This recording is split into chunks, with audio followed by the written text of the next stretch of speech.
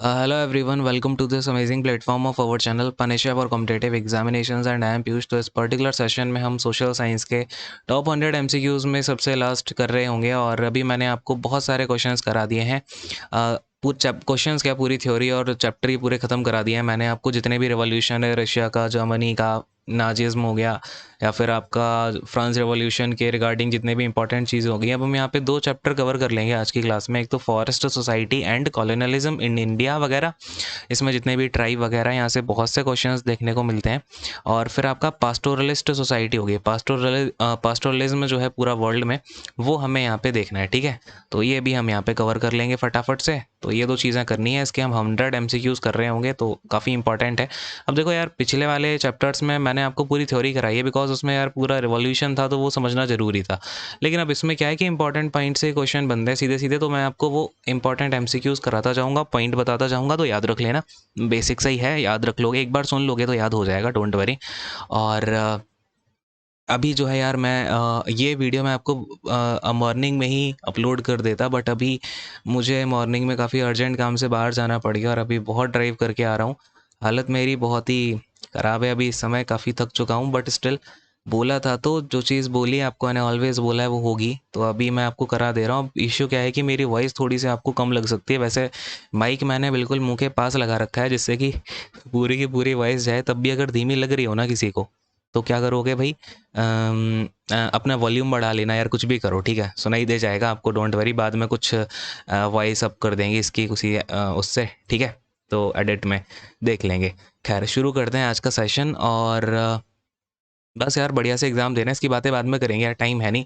Start करते हैं MCQs को। पहला वाला एमसीक्यू देखो, tendu leaves are used in making. तो जो तेंदू लीव्स होती हैं आप इंडिया में देखते होगे, किसको बनाने में यूज़ की जाती हैं? बीड़ी को। तो ऐसे छोटे मोटे क्वेश्चंस आते हैं।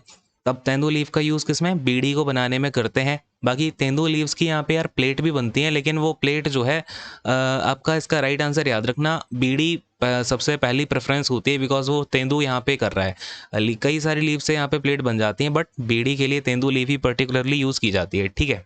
तो अगले वाले क्वेश्चन पे आता है, एनसीईआरटी में इन्होंने बीड़ी दे रखा है, तो ये चीज़ है। अगला वाला क्वेश्चन देखो, the railway network expanded rapidly in India from. तो इंडिया में रेलवे नेटवर्क जो है वो आपका 1860s के बाद से यहाँ पे काफ़ी ज़्यादा पूरा रैपिडली एक्सपेंड करना स्टार्ट कर दिया गया था। और इसके बारे में तो यार मैंने पूरा रेलवे की हिस्ट्री करा रखी है, ठीक है। आप जाना हिस्ट्री ऑफ इंडियन रेलवेज देखना अगर कभी मन हो कि इंडियन रेलवे कहाँ से शुरू हुआ, कैसे अभी तक की पूरी प्रोग्रेस है 2021 तक की, ठीक है। तो 1860 से क्या क्या डेवलपमेंट हुए, क्या चीज़ें हुई, इवन 1840 के आसपास से हुआ है एक्चुअली में। तो ये पूरी कहानी आपको देखने को मिल जाएगी उस पूरी प्लेलिस्ट में, ठीक है। वो मैंने डीएफसीसीएल वालों को कराई थी, उनका स्पेशल चैप्टर ही था ये। खैर एनसीईआरटी में आपका ये क्या बोल रहा है, एक्सपैंडेड रैपिडली। तो रैपिडली एक्चुअली 1860 से शुरू हुई है, लेकिन अगर आपसे पहले पूछ ले तो वो 1840s के टाइम पे चली थी इंडिया में, ये है। खैर अगले वाले क्वेश्चन पे आते हैं। अगला वाला क्वेश्चन देखो, the Imperial Forest Research was set up at. तो जो इम्पीरियल फॉरेस्ट रिसर्च था ये अंग्रेजों के ज़माने में सेटअप किया गया था, कहाँ पे? देहरादून में।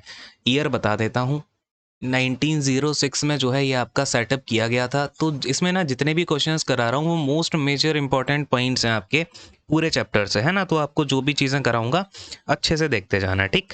और एक चीज़ और, ये जो आपका चंडीगढ़ में गया ना, तो ये 1906 में गया, लेकिन पहले ये कहाँ पे हुआ करता था?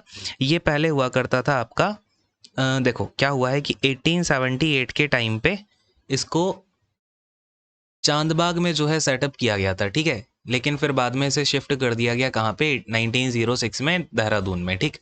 और इसमें क्या होता है, जो भी आपके इंडियन फॉरेस्ट सर्विसेज के लिए ऑफिसर्स आते हैं ना, उनकी ट्रेनिंग यही कराई जाती है, कहाँ पे? इंपीरियल फॉरेस्ट रिसर्च में, इंस्टीट्यूशन में बेसिकली, ठीक है। तो याद रखिएगा, और इसको फॉरेस्ट रिसर्च इंस्टीट्यूट भी बोला जाता है आज के टाइम पे, ठीक है। Imperial forest research institute, clear है। तो 1906 में आपका देहरादून, या अगर ऑप्शन में चांदबाग नहीं है तो आपका आंसर देहरादून हो जाएगा, लेकिन याद रखिएगा पहले आपका ये चांदबाग में हुआ था, ठीक है। चलो अगले क्वेश्चन पे आते हैं। The Baigas are a forest community of. तो जो बैगास है, देखो क्वेश्चन यार यही बनते हैं कि जो भी कम्युनिटीज़ हो गई वर्ल्ड में या फिर इंडिया में, तो वहाँ से क्वेश्चंस बन जाते हैं। अब बैगास की बात हो रही है, बैगास कहाँ की कम्युनिटी थी? तो ये थी आपकी सेंट्रल इंडिया की, याद रखिएगा, सेंट्रल इंडिया की एक फॉरेस्ट कम्युनिटी हुआ करती थी। The colonial power in Indonesia वर्दा। तो जो आपका इंडोनेशिया में कॉलोनियल पावर थी वो किसकी थी? इंग्लिश की थी, डच, फ्रेंच या फिर पोर्टुगीज? तो यहाँ पे इसका राइट आंसर हो जाएगा डच लोगों की। ठीक है, इंडिया में जो है पहले डचेस लोग, डच आए, फ्रेंच आए, पोर्टुगीज आए, लेकिन यहाँ पे कॉलोनियल पावर बनी इंग्लिश लोगों की, यानी कि ब्रिटिशर्स की। लेकिन इंडोनेशिया में कॉलोनियल पावर थी डचेस की। ठीक है, याद रखोगे। अगले क्वेश्चन पे आते हैं। नेक्स्ट वाला क्वेश्चन देखो। कहाँ चला गया भाई? Where did the Dutch start forest management in Indonesia? तो इंडोनेशिया में डचेस ने फॉरेस्ट मैनेजमेंट किस जगह पे स्टार्ट किया? तो याद रखिएगा, इंडोनेशिया में सबसे पहले कॉलोनियल पावर थी डचेस की, और इन्होंने फॉरेस्ट मैनेजमेंट स्टार्ट किया था कौन सी जगह से? तो आपका जावा से। ठीक है, इसके पता है ना, जावा, सुमात्रा, बाली, ये सारे इंडोनेशिया में, बाली घूमने जाते हैं ना तो इंडोनेशिया, लेकिन जावा में इन्होंने फॉरेस्ट मैनेजमेंट स्टार्ट किया था। द कलंगास रजिस्टर्ड द डच इन। तो जो कलंगास थे, अब ये कलंग्स थे, ये कहाँ पर थे? तो भाई ये जो जावा की मैंने आपसे बात की थी ना, जावा में डचेस ने यहाँ पे क्या किया था? फॉरेस्ट मैनेजमेंट करना स्टार्ट कर दिया था जावा में। तो कलंग जो थे वहाँ के क्या हुआ करते थे? ये फॉरेस्ट कटर्स थे, यानी कि फॉरेस्ट से काट करके लकड़ियों से अपना जीवन, रोजमर्रा की ज़िंदगी चलाया करते थे। और ये शिफ्टिंग कल्टीवेटर्स भी थे। ठीक है, शिफ्टिंग कल्टीवेटर्स, वहाँ पे खेती वगैरह करते थे, शिफ्ट कर करके, पता है ना, शिफ्टिंग कल्टीवेशन करते हैं जो। तो इन्होंने रजिस्टर किया डचेस को कौन से साल में? तो इसका राइट आंसर आपका हो जाएगा आपका ये 1770 वाला। ठीक है, तो 1770s के टाइम पे इन्होंने रजिस्टर किया डचेस को। ठीक है, याद रखना, कलंगास थे कौन? जावा इंडोनेशिया के थे, फॉरेस्ट कटर की कम्युनिटी थी। एक क्वेश्चन ये भी आता है, Kalangs were the community of forest cutters and shifting cultivators. ठीक है, याद रखोगे। अगले क्वेश्चन पे आते हैं। What was the system of blandongdiensten? यार तो ये क्या है यार, ब्लैंडोंग डाइस्टेन। ठीक है, तो ये किसका सिस्टम हुआ करता था? ध्यान से सुनना। अब जब ये डच लोग यहाँ पे जावा में अपना फॉरेस्ट मैनेजमेंट इन्होंने स्टार्ट कर दिया, उन लोगों ने खूब अपोज भी किया जो अपने कलंगस थे। लेकिन यहाँ पे क्या हुआ, इन्होंने एक सिस्टम जारी कर दिया जो क्या था, पहले आप क्या करोगे, लैंड पे, लैंड जो था वहाँ का, फॉरेस्ट जो था, उस पर आप रेंट अपना उस पर कर दिया कि भाई अगर तुम्हें ये लैंड यूज़ करना है तो रेंट लेके आओ। ठीक है, तो ये बेसिकली क्या था, एक लैंड रेंट सिस्टम था जो कि फॉरेस्ट के लैंड पे किया जाता था। अब जो भी कल्टीवेटर है, जो फॉरेस्ट में जो कल्टीवेटर्स होते हैं, खेती करते हैं, कल्टीवेशन करते हैं, उनसे बोला जाता था कि तुम्हें अगर यहाँ पे इस लैंड पे खेती करनी है, कल्टीवेट करना है, तो इसका क्या करना पड़ेगा, किराया देना पड़ेगा, दैट मीन्स रेंट देना पड़ेगा। और फिर उसी में कुछ छूट दे दिया करते थे। और ये किसके द्वारा स्टार्ट किया गया? तो याद रखना, डचेस के द्वारा स्टार्ट किया गया था इसको। कहाँ पर? अगेन ये आपका इंडोनेशिया में स्टार्ट किया था, इंडोनेशिया के जावा में, क्योंकि पूरा फॉरेस्ट मैनेजमेंट कहाँ पे चल रहा है? जावा में चल रहा है। राइट आंसर हो जाएगा इसका सी। याद रखोगे, कोई दिक्कत वाली बात तो नहीं है। चलो अगले क्वेश्चन पे आते हैं। नेक्स्ट वाला क्वेश्चन देखो, 9th वाला। What was the what was the policy followed by British towards the forest during the first and second world war? तो यहाँ पे ब्रिटिशर्स की क्या पॉलिसी थी जब फर्स्ट और सेकंड वर्ल्ड वॉर चल रहा था, तो फॉरेस्ट के प्रति, यानी कि जंगलों के प्रति? तो देखो इसका राइट आंसर क्या होगा, ध्यान से समझना।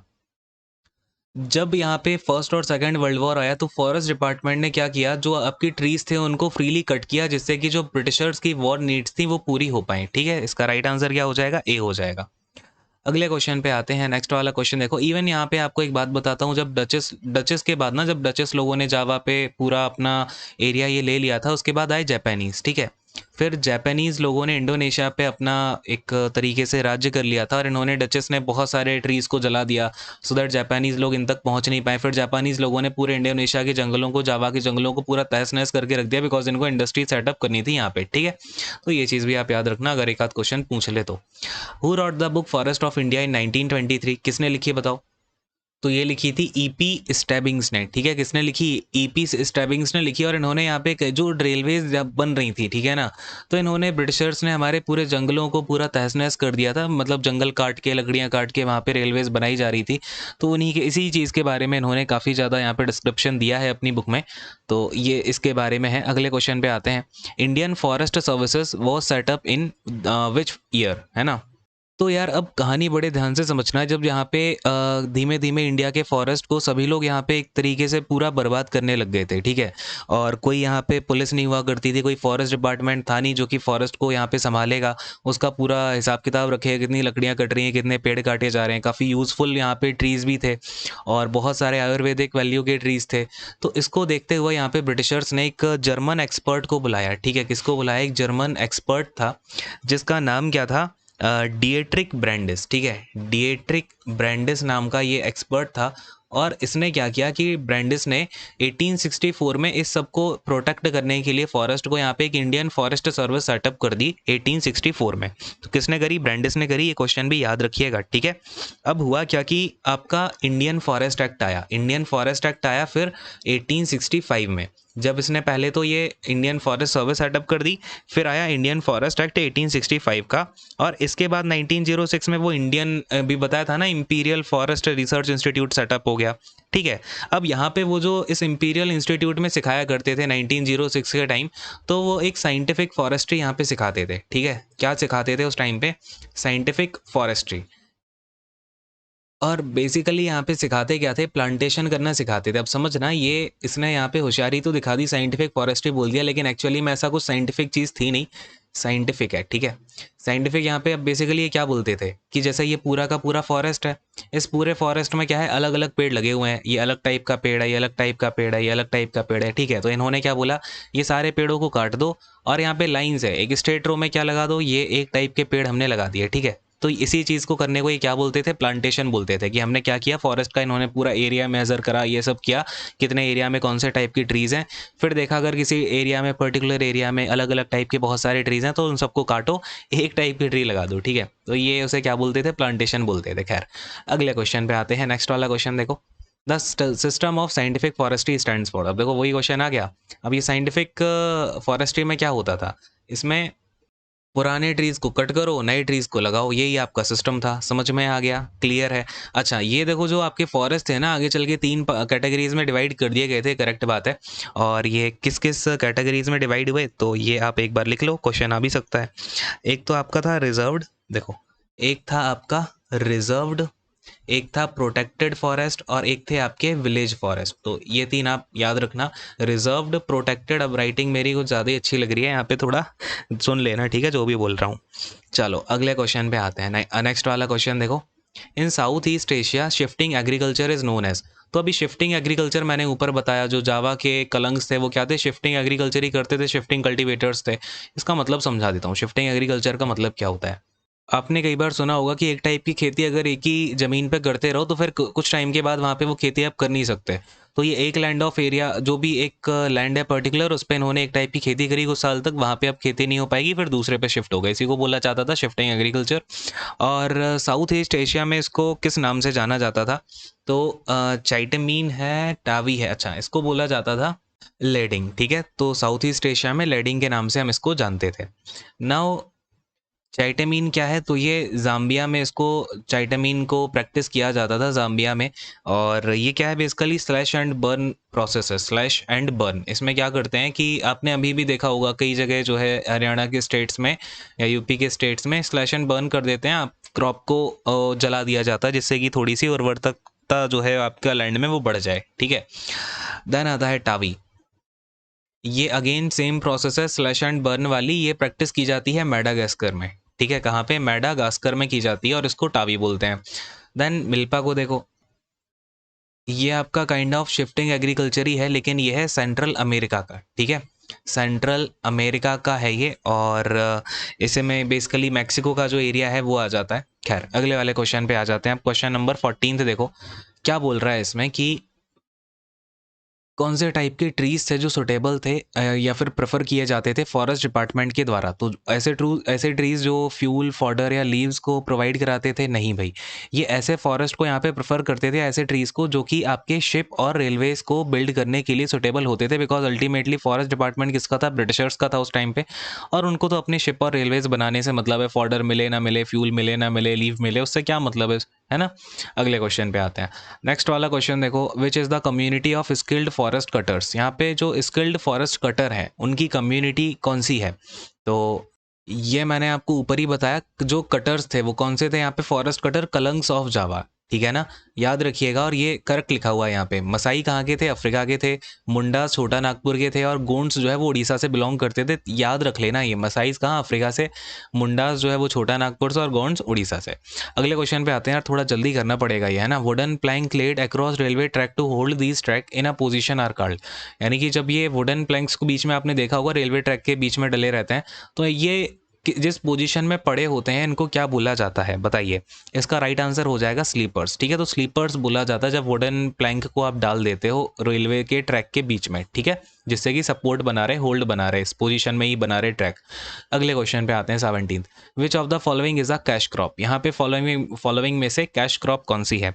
तो कैश क्रॉप होती है आपकी कॉटन। ठीक है, कैश क्रॉप का मतलब होता है जो बेची जा सके। आपका कॉटन हो गया, इंडिगो हो गया, है ना, जो नील की खेती होती है वो इंडिगो। तो ब्रिटिशर्स क्या कहते थे कि भाई तुम कॉटन और इंडिगो उगाओ, इससे हमें क्या होगा, कैश वगैरह, ये बेसिकली यहाँ पे बेचने में काम आएगी। ठीक है, तो अगले क्वेश्चन पे आते हैं। 18th वाला क्वेश्चन देखो। The forest act meant severe hardship for villagers across the country because. तो फॉरेस्ट एक्ट जो आया, मैंने आपको बताया फॉरेस्ट एक्ट कब आया था, चलो कमेंट करके बताओ। इससे बहुत ज़्यादा दिक्कतें हो गई थी विलेजर्स के लिए अक्रॉस द कंट्री, किस वजह से? तो इसका राइट आंसर हो जाएगा आपका, ये तीनों ही सही है आपका। Cutting would, grazing cattle, collecting fruit, hunting and fishing became illegal.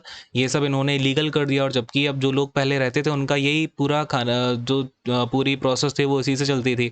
People were forced to steal and if they were caught they had to pay bribes to the forest guard. ठीक है, उनको देखो यार, जब कह दिया कि यहाँ पे आप वुड कट कर नहीं सकते हो, लोगों को वहाँ पे पहले वो सिलेंडर तो थे नहीं, अब जलाने के लिए, चूल्हा जलाने के लिए वहाँ पे वुड तो चाहिए।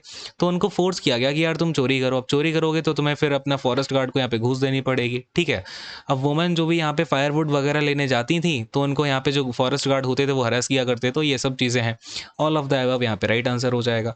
नेक्स्ट वाला क्वेश्चन देखो 19। The river dash flows through Bastar. यहाँ पे बस्तर से कौन सी नदी होकर के बहती है? आई होप ये सब कुछ लोगों को पता ही होगा। इंद्रावती जो है वो आपकी बस्तर जिले से होते हुए बहती है। अगले क्वेश्चन पे आते हैं। Who are Sarnas. यहाँ पे सारनास क्या है? ठीक है, तो ये जो है आपकी कुछ सेक्रेड ग्रोव्स होते हैं, यानी कि एक धार्मिक क्या बोलते हैं उनको, एक प्योर ग्रोव्स होती हैं, सेक्रेड होती है, रिलीजियस ट्रेडिशन है ये आपका छोटा नागपुर प्लेट्यू का। ठीक है, छोटा नागपुर प्लेट्यू का एरिया जो भी है ना, वहाँ पे ये सेक्रेड ग्रोव्स मानी जाती हैं सारनास। तो ये भी क्वेश्चन पूछा जाए कहाँ पे पाई जाती हैं सारनास। छोटा नागपुर प्लेट्यू में पाई जाती थी, जो कि आपका रीजन आज के टाइम पे झारखंड देख रहे हो, बिहार देख रहे हो, असम देख रहे हो, तो ये सब है। छत्तीसगढ़ का एरिया भी हो गया। ठीक है, अगले क्वेश्चन पे आते हैं 21। Which of the following problems were faced by the people of Bastar under the colonial government. यहाँ पे बस्तर के लोगों को क्या समस्या देखने को मिली कॉलोनियल गवर्नमेंट के टाइम पे? तो अगेन यहाँ पे देखो इसका राइट आंसर क्या हो जाएगा। ये सारी की सारी प्रॉब्लम्स देखने को मिली, इसलिए ये आपका डाल दिया गया सो दैट आपको पता चल जाए अगर आपसे कोई भी क्वेश्चन पूछा जाए। तो people of villages were displaced without any notice of compensation. उन्होंने बस्तर के लोगों का डिस्प्लेसमेंट कर दिया था।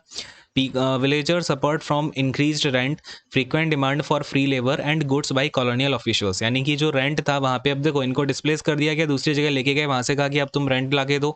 और जो फ्री लेबर था वो इन्हें करना पड़ता था कॉलोनियल के ऑफिशियल्स के लिए। और यहाँ पे फैमीन पड़ गया था, यानी कि आपका एक फैमीन होता है, जब सूखा पड़ जाता है ना तो सूखे को बोला जाता है फैमीन। बहुत ज़्यादा यहाँ पे फैमीन से भी इनको यहाँ पे गुजरना पड़ा। तो अगले क्वेश्चन पे आते हैं। Why was shifting band in India by the government. यहाँ पे जो शिफ्टिंग कल्टीवेशन आपको मैंने बताया वो गवर्नमेंट के द्वारा क्यों बैन कर दिया गया था, इसका रीज़न क्या है? तो अगेन इसका राइट आंसर आपका क्या हो जाएगा, 22 का डी आ जाएगा। कि आपका यूरोपियन फॉरेस्टर्स क्या करते थे, इस प्रैक्टिस को फॉरेस्ट के लिए हार्मफुल माना करते थे, यानी कि फॉरेस्ट को यहाँ पे दिक्कत होगी। अब ऑब्वियसली शिफ्टिंग कल्टीवेशन से फॉरेस्ट में दिक्कत होती भी थी। When a forest was burned there was a danger of flames spreading and burning the valuable timber. अब जब यहाँ पे आग लगाओगे, आप शिफ्टिंग कर रहे हो, तो क्या होता था कि जो टिम्बर था, टिम्बर की ज़रूरत पड़ती थी इन लोगों को, क्योंकि शिप बनाना है और रेलवेज के लिए स्लीपर डालने हैं। तो यहाँ पे ये एक दिक्कत भी थी, जो आपका टिम्बर है वो भी चल सकता था। It made it difficult for the government to calculate taxes.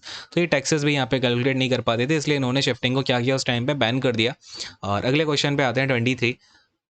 How much of India's land mass was under cultivation इन 1600। यहाँ पे 1600 के टाइम पे कितना लैंड मास इंडिया में अंडर कल्टिवेशन था, यानी कि कल्टीवेट किया जाता था? तो इसका राइट आंसर हो जाएगा आपका 1/6। ठीक है, 1/6 जो हिस्सा है वो उस टाइम पे कल्टीवेट किया जाता था 1600 के टाइम पे। ठीक, अगले वाले क्वेश्चन पे आते हैं यार। नेक्स्ट वाला क्वेश्चन देखो।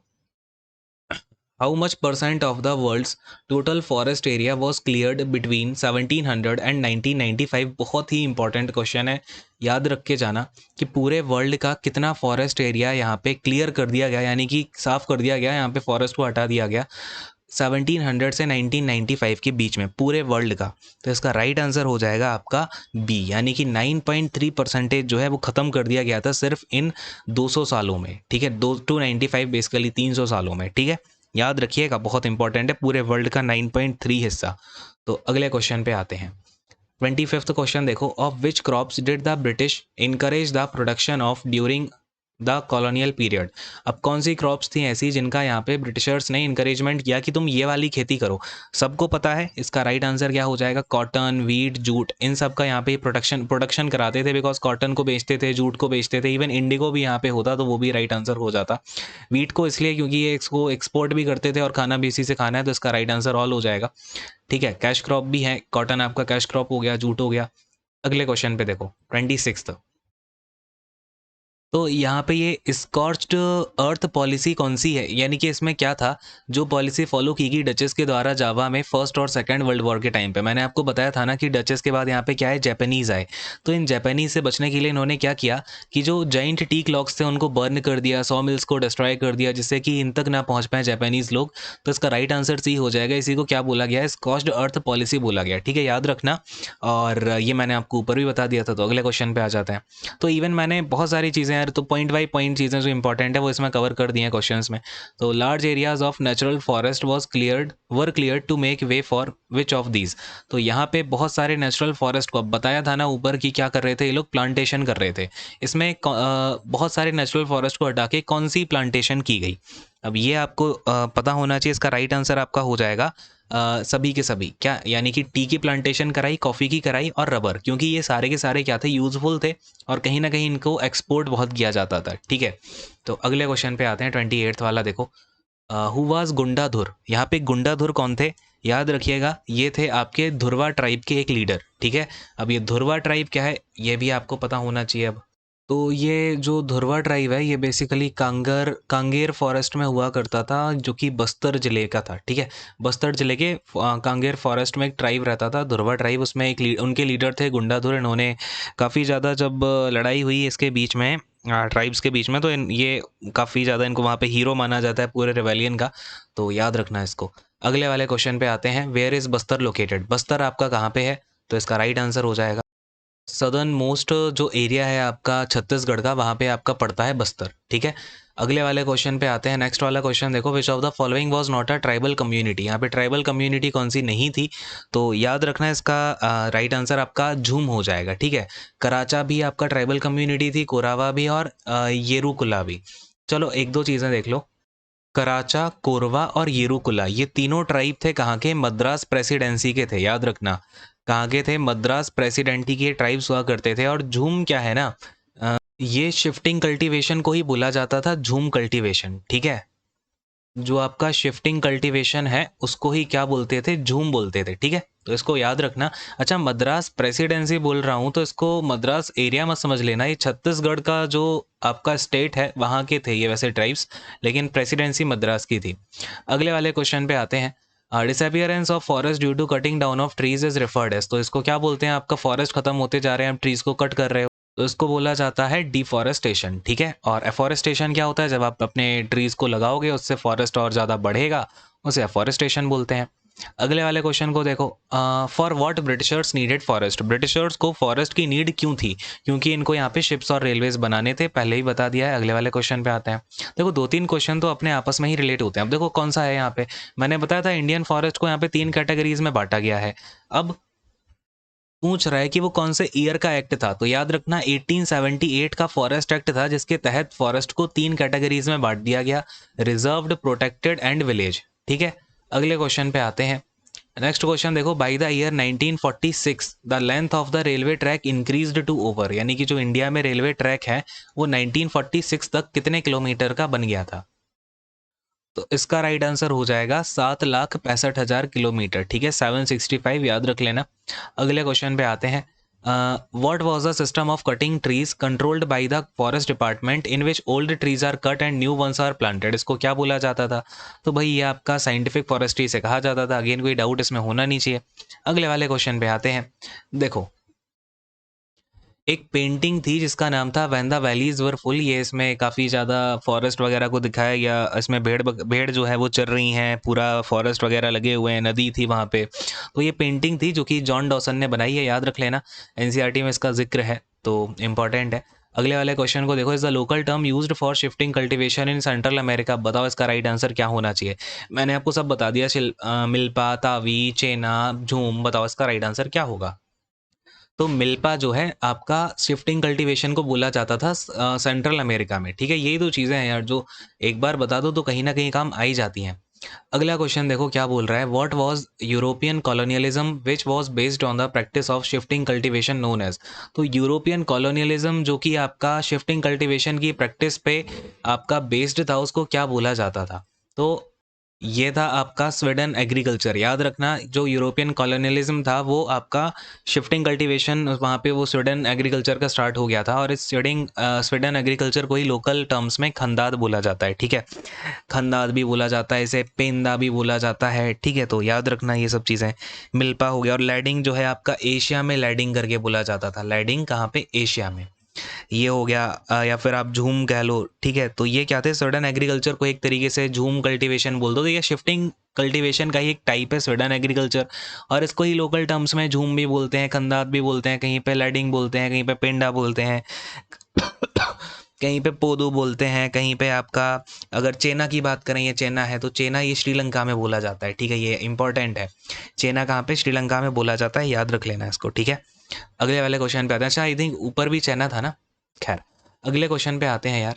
38 हो गए। हाँ, 39th वाला देखो, the dash people of the Brazilian Amazon began to cultivated latex from wild during the mid 19th century. तो कौन से लोग थे जो कि ब्राज़ीलियन अमेज़न जंगल जो है वहाँ पे लेटेक्स इकट्ठा कर कल्टिवेट किया करते थे, ठीक है। तो ये थे मुंडुरुकु पीपल, ठीक है। ये अब अगर आपसे क्वेश्चन ये भी पूछ ले कि मुंडुरुकु कहाँ के लोग थे, तो ब्राज़ीलियन जंगल के लोग थे, ये एक वहाँ का ट्राइब हुआ करता था। खैर, अगले क्वेश्चन पे आते हैं। 40th क्वेश्चन को देखो, यहाँ पे क्या पूछ रहा है। अम, अच्छा, अब यहाँ क्या पूछ रहे हैं कि the nomadic tribe from Chhattisgarh who were recruited to work on tea plantations in Assam. Chhattisgarh से एक नोमैडिक ट्राइब को यहाँ पे रिक्रूट किया गया था कि तुम क्या करो, असम में टी प्लांटेशन करोगे। ये कौन सा ट्राइब था, तो ये थे गोंड लोग। याद रखना, गोंड लोगों को यहाँ पे छत्तीसगढ़ से रिक्रूट करके ले जाया गया कि यहाँ पे असम में टी प्लांटेशन किया जा सके, और टी को बहुत ज़्यादा बड़े स्तर पे एक्सपोर्ट किया गया, और इवन टी जो है यूज़ भी बहुत ज़्यादा की जाती थी। तो अगले क्वेश्चन पे आते हैं। अगले नेक्स्ट वाला क्वेश्चन देखो, 41। The extraction of rubber in Putumayo region of Amazon was. तो यहाँ पे जो एक्सट्रैक्शन किया जाता था रबर का पुतुमायो रीजन में अमेजोन के, तो वो कौन सा था। तो हम्म, अरे यार, इसका राइट आंसर आपका हो जाएगा ये हुई तो तोस, ठीक है। हुई तो तोस जो है ये एक्सट्रैक्शन ऑफ रबर की जाती थी। एंड खैर, अगले क्वेश्चन पे आते हैं। जो एक्सट्रैक्शन ऑफ रबर की जाती थी उसे क्या बोलते थे, हुई तो तोस बोलते थे, ठीक है। याद रख लेना, इतनी सी बात।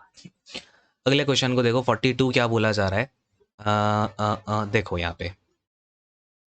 अच्छा, अब ये देखो यार, क्या है, dash was the leader of forest communities who rebelled against the British in छोटा नागपुर। जब भी यहाँ पे ट्राइबल्स की बात की जाएगी, वहाँ पे आपके बिरसा मुंडा की बात ना हो, ऐसा हो ही नहीं सकता है। तो बिरसा मुंडा जी कहाँ के लीडर थे, तो ये छोटा नागपुर रीजन के लीडर थे।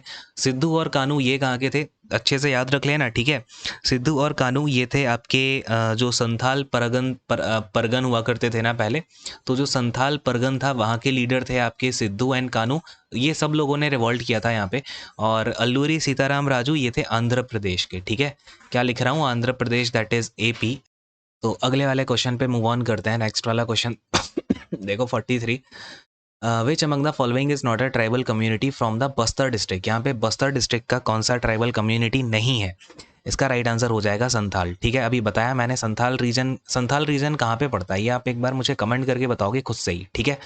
और ये जो मुरिया गौंड थे, दुर्वास थे, हलवास थे, ये तीनों के तीनों जो है कहाँ के थे, बस्तर डिस्ट्रिक्ट के तीनों के तीनों जो है आपकी ट्राइबल कम्युनिटीज़ थी। याद रख लेना तीनों। बस्तर डिस्ट्रिक्ट के बारे में बहुत ज़्यादा आपसे क्वेश्चंस पूछने को मिलेंगे। मैंने बस्तर डिस्ट्रिक्ट के बारे में कई क्वेश्चंस कवर भी किए हैं। मुरिया गौंड, दुर्वास, हलवास, तीनों के तीनों कहाँ, बस्तर डिस्ट्रिक्ट के ही ट्राइबल कम्युनिटीज़ थी, ठीक है। अगले क्वेश्चन पे आ रहे हैं, 44 वाला देखो। तो कौन से, in which year the colonial government in India propose to reserve 2/3 of the forest. यहाँ पे जो कॉलोनियल गवर्नमेंट थी इंडिया में, यानी कि ब्रिटिश गवर्नमेंट थी, उसने कब बोला कि जो 2/3 फॉरेस्ट है वो हम रिजर्व करेंगे पूरे इंडिया का।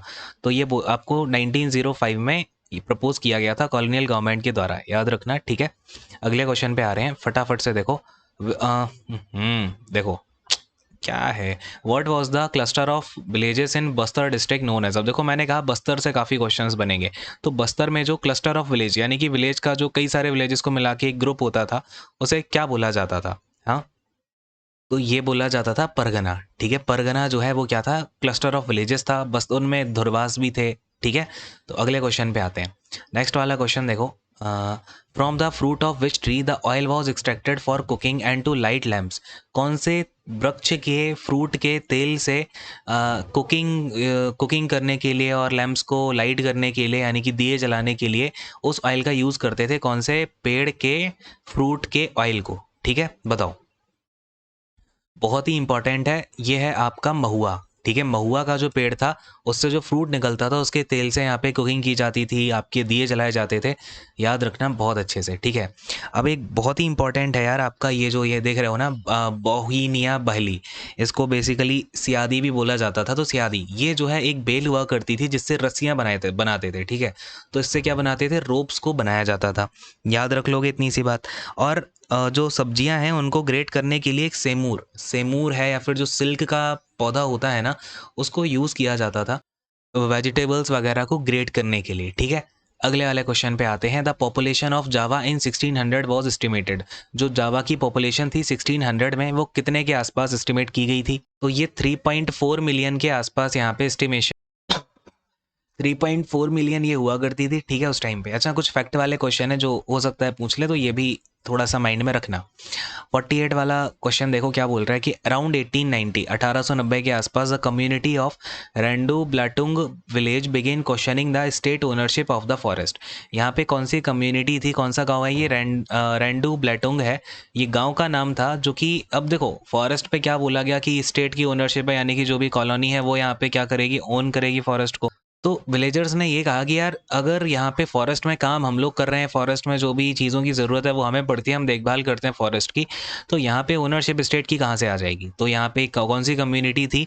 ये हुआ करती थी आपकी सोरोंटिको समीन। ठीक है, सोरोंटिको समीन कम्युनिटी थी रेंडू ब्लेटुंग विलेज की। याद रखना माइंड में ये थोड़ा सा। ठीक है, अच्छा ये कहाँ की बात हो रही है ये भी आपको पता होना चाहिए।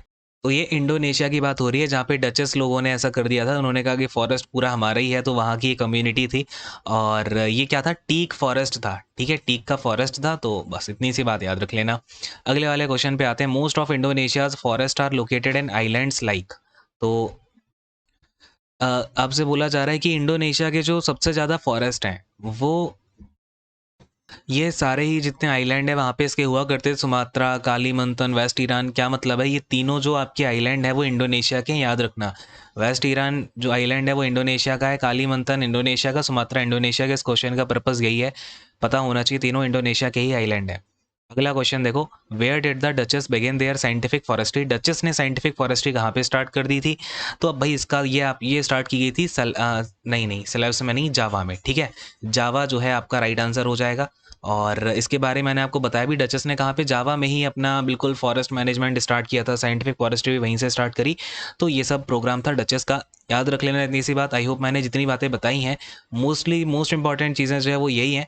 इसके अलावा अगर आपके पास टाइम हो, आई होप मैंने बताया भी था स्टार्टिंग से, एनसीईआरटी वगैरह पढ़ लेना। अगर पढ़ी है तो वेल एंड गुड है, अगर नहीं पढ़ी है तो इतनी चीज़ें तो याद करके मतलब माइंड में रख के जाना ही। ठीक है, जो मोस्ट इंपॉर्टेंट हो सकता है कम टाइम में वो मैंने करा दिया है यार। इससे ज़्यादा क्रिस्प और कुछ नहीं हो सकता। ठीक है, अब इसके बाद फाइनल वाला एक और यहाँ पे अभी मैं आपको और भी एमसीक्यूज लेके आया हूँ 50 फाइनल वाले चैप्टर के, जो कि आपका पेस्टोरलिस्ट वाला है। लेकिन अभी इस सेशन को यहीं पे एंड करते हैं यार, है ना। और बस यार जैसे ही टाइम मिलेगा आज रात तक या फिर कल मॉर्निंग तक, वो वाला जो नेक्स्ट वाले एमसीक्यूज हैं 50 आपके पेस्टोरलिस्ट वाले, ये भी करा ही दूंगा। ठीक है, डोंट वरी, जो बोला है यार वो होगा। ठीक है, और इतनी सी बात है। अच्छा आपको पता है वैसे अभी मुझे जो चीज़ें इंपॉर्टेंट लगती है ना मैं वो कराता हूँ, नहीं तो अभी जो सबसे ज़्यादा जिस पर व्यूज़ आते हैं ना, वो अगर मैं यहाँ पे ऐसे करा देता कि 50 एमसीक्यू का लाइव टेस्ट, तो बहुत सारे हो जाते हैं, बट उससे कोई फ़ायदा नहीं है, टाइम वेस्ट होना था उससे। अल्टीमेटली ये वीडियो भी अपलोड होगी तो अपनी स्पीड पे 2x या फिर 1.5x जो भी सुटेबल हो लगा के देख लेना, और अपना आराम से पढ़ाई करो, अच्छे से टेस्ट देना, ज़्यादा कुछ टेंशन नहीं लेनी। जो भी रिवाइज़ किया है रिवाइज़ कर लेना। अगर जिन लोगों का कल टेस्ट है वो मस्त जाके अपना पेपर दे के आओ, कोई भी टेंशन लेने की ज़रूरत नहीं है। और अगर एनालिसिस हो पाएगा तो करूँगा। ठीक है, एंड फिलहाल एंड करता हूँ सेशन को यहीं पे। Thank you so much, God bless you all, take care and bye bye.